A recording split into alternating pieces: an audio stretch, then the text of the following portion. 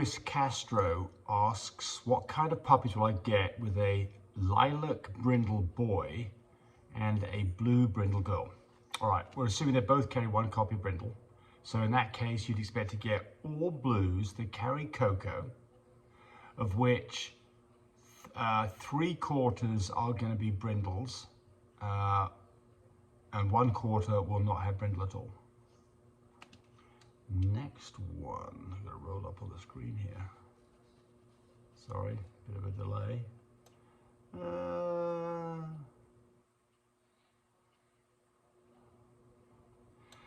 Mark Anthony asks, how do you supplement the Biljack with dog food? Well, we just give Biljack by itself about a week prior to pregnancy until the puppies are getting ready to be weaned. And we do add some cottage cheese to that, especially at the beginning, to give us some extra calcium. But we don't give her any other kind, we just switch completely to that. Problem with Biljack is, great stuff, but if you live west of the Rockies, you're not going to find it. It's in the frozen section. We buy ours at Walmart, and it's about $8 for a 5-pound bag. Marino's vlog. I think my male friend, she has a UTI infection. What do I give him as a home treatment? Well, I mean, you know, there are some things like, you know, apple cider and things like that that are acidic that might help. But generally, you know, if you've got much of an infection, especially if you've got a temperature of 102 or higher, you want some antibiotics on board. And so I'm not real hot on home remedies for this situation, but something that's more acidic could potentially help. So, you know, for humans, things like cranberry juice and things like that can help, but I don't know how effective they'd be. I think probably that the real answer is antibiotics. BCS Why So Loud asks, I have a fawn female who carries Lilac Platinum.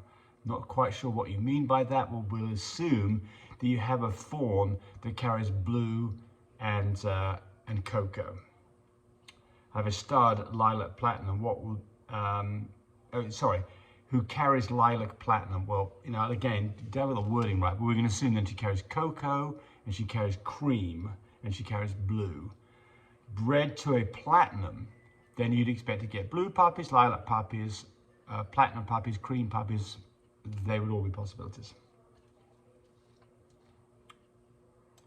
All right. Someone's asking for an update on Euro Heroes. Well, all those puppies that we had from Kit, they're all their new homes now. And we'll have another litter probably about a year from now because we're going to give her a break for a bit. But it's, yep. Someone's saying thank you.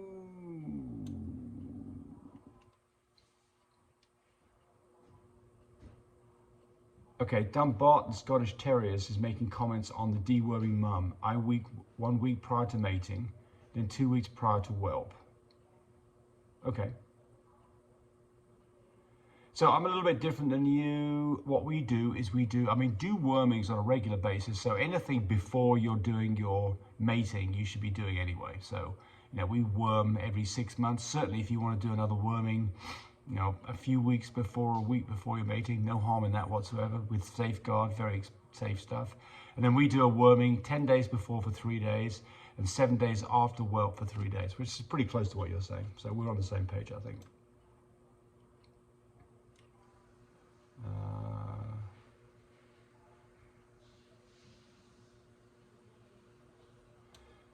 No, so my 6-month-old has 2 fangs, 4 in all. So Don Bond Scottish Terrier says those aren't fangs, they're canine teeth, and he should have 4 of them, top and bottom, correct. Bottom ones are smaller than top ones. And we have a little bit of a fang back, you know, we have what we call the incisor teeth, which is equivalent, and a little indentation on the bottom. I got slightly wonky teeth because I'm getting old, but yeah, so there you go. And I mean, you know, so teeth, let's just talk about teeth for a second on dogs. I mean, I don't remember how many teeth dogs have. It's different than humans, but certainly, you know, one of the things to watch for in teeth is, you know, periodic cleaning of teeth is a good idea because they can get gum disease and they can lose teeth, especially when they get older.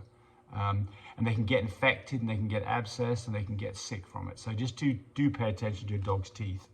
Not a bad idea. Well, you should be getting your health check on your dog on a yearly basis and have them look at the teeth to decide whether they need to do a teeth cleaning. Some of the things that will affect this is what the diet they're getting, and some of the things that, if you've got a dog that's really got some painful teeth, maybe it's time to get some of those teeth removed. And it is really going to require a vet visit, because they're going to have to be put under for a little bit to get that done, either for a heavy teeth cleaning or for removal of teeth. How does one produce chocolate Merles? Well, you produce a chocolate dog, which would be little co, or little b. So both parents have to have a copy of those genes. And just one of the parents has to have a copy of Merle. And then you get half the dogs would be chocolate Merles, the other half would be chocolates. I'm on the wrong, go on a bit more. Oh dear. Glenn Birch. 2 words, latex gloves. Not interested in anyone that doesn't have the basic wits to put on some freaking gloves. Okay, so let's just talk about this. Why would you wear latex gloves? Well, you'd wear latex gloves for 2 reasons. One is that you don't want to get an infection yourself. You're not going to get an infection for your dog, so that one's out. And the second one, we talk about collecting semen. And the second one is you don't want to contaminate the sample. Remember, the male dog, his member is not in any way sterilized whatsoever at all. And remember, I'm not even touching the semen. It goes into a cup. And the important thing is you need to use a clean, fresh cup and sterilized AI equipment every time. I do put a latex glove on when I'm doing the actual insemination itself, but I don't do it when I'm collecting. So I think that's, and now you're going to completely ignore anything we say based on what you're considering to be incorrect. And hey, you got your own opinions about it, but I stand by what I'm doing. So there we go. So Chris says, I have a Lilac Tan Female. What would you go for your most buck? Absolutely, another Lilac. Another Lilac and Tan, and get Lilac and Tan puppies. That's what I'd be doing. And when you can introduce other things like Merle and Fluffy, those kind of things could be introduced into there. You could introduce Cream in there. Those are all things that you could introduce as well. But fundamentally, I would be working on the Lilac side of it. Josie Gomez, what if my dog is AYAT, but he's a blue Merle carrying brindle? I'm not sure what you're asking me here, but that's a blue Merle brindle. If you breed that to a non-brindle dog, half the puppies won't be brindles and half will. If you breed that back to a dog that's either ATAY or ATAT or ATA, then you'll get half tan points too. The tan points will not show up in any of the brindle dogs, so only a quarter of the dogs will actually show brindle in that situation.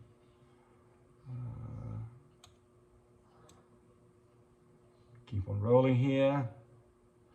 Someone's asking about puppies from a long time ago. How much are they? Those puppies, remember that anything that we put on our website, they look at the date of the video. That video was from God knows how long ago, years ago. So those puppies are old dogs by now.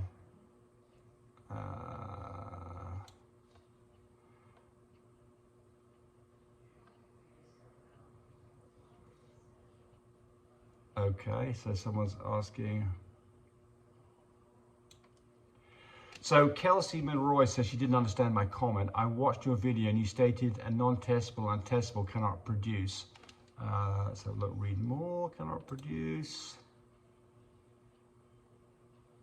Well, okay, so I think what's going on here is that I was talking about that testable and non-testable, testable being little b, non-testable being Coco, CO. If you put those 2 dogs together and you produce a dog that's got 1 copy of CO and 1 copy of testable, little b, you will not get chocolate dogs. They stand on their own.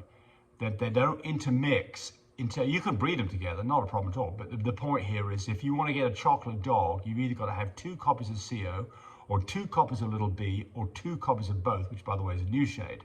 So you can mix them, but to get the results, they are independent genes and you have to have a pair of each. Remember, almost all the genes that we're talking about here, you have to have 2 copies to be expressed. That's called the phenotype, the physical expression, as opposed to the genotype, which is the trait that's there but is not seen. There's only a couple of things that you only have to have a single copy of for it to be expressed. That's brindle and that is Merle. Everything else has got to have 2 copies for it to be expressed properly. Hope that clears it up. And that is the end of this one. Bye, buddy. Thanks for watching the video. I really appreciate people who subscribe to me. It helps me, encourage me to do more of these videos. But do remember, disclaimer here, I am not a vet. I'm not a licensed medical professional. I'm purely a person who's been breeding dogs for the last couple of decades. Any information that you got from this video, use at your own risk. There's nothing implied here, and certainly this should not be used as a substitute for advice from your veterinarian or your medical professional. I hope you enjoyed the video. Come back for more of them. Bye.